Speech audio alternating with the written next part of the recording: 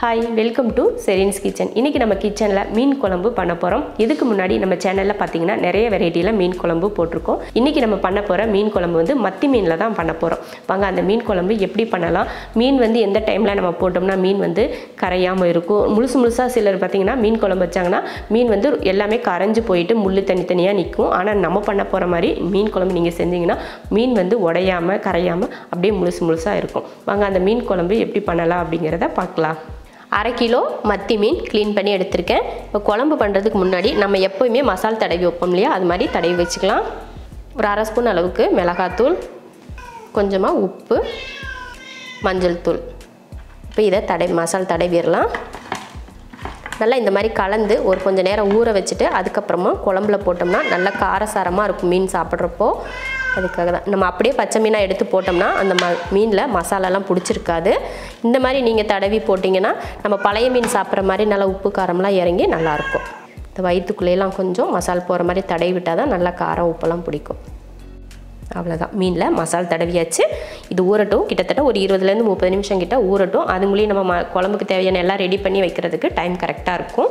இப்போ ஊறட்டும். Stove on பண்ணி கடாய் வச்சுட்டு எண்ணெய் ஊற்றிக்கலாம். எண்ணெய் நல்லா காஞ்சதுமே கொஞ்சமாக வெந்தயம்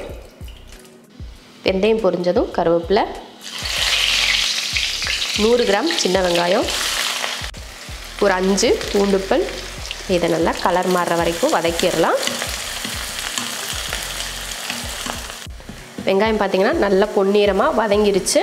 இதில் 2 தக்காளி,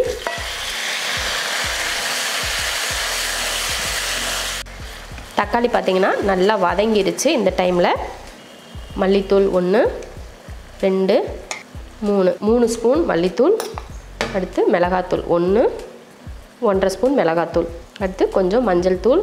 வெறும் மிளகாத்தூள் மல்லித்தூள் மட்டும்தான் சேர்த்துருக்கோம். இதை சேர்த்துட்டு கலந்து விட்டுருவோம். இந்த மாதிரி கலந்தாச்சு. கலந்ததுக்கப்புறமா ஒரு பெரிய நெல்லிக்காய் அளவுக்கு புளி எடுத்து கரைச்சிருக்கேன், அதையே சேர்த்துடலாம். தண்ணி சேர்த்துருவோம். இப்போது குழம்பு எந்த அளவுக்கு தேவை அப்படின்னு பார்த்துட்டு தண்ணி சேர்த்துடணும். அவ்வளோதான், இந்த அளவுக்கு தண்ணி போதும். குழம்புக்கு தேவையான உப்பு.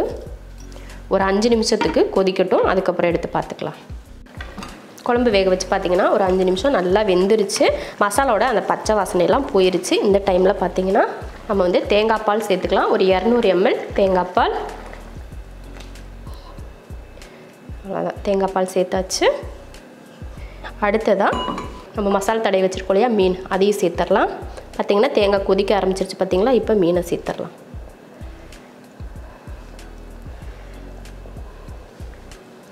நல்லா மீன் போட்டதுக்கப்புறமா ஒரு நல்லா கொதிக்க விட்டுறணும். அதுக்கப்புறமா தான் அடுப்பை வந்து சிம்மில் வைக்கணும்.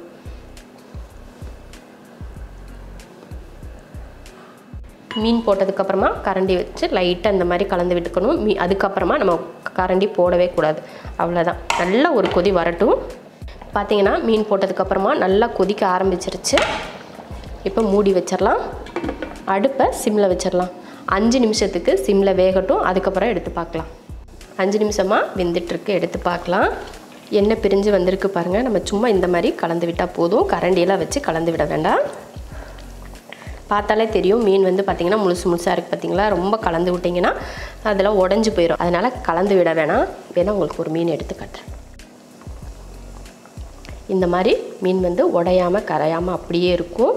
அவ்வளோதான், சும்மாவும் மீன் குழம்பு போட்டு எந்த மீன் போட்டிருந்தாலுமே வெந்ததுக்கப்புறம் சும்மா போட்டு கரண்டி வச்சு கலந்துக்கிட்டே இருந்தோம்னா உடஞ்சி போயிடும்.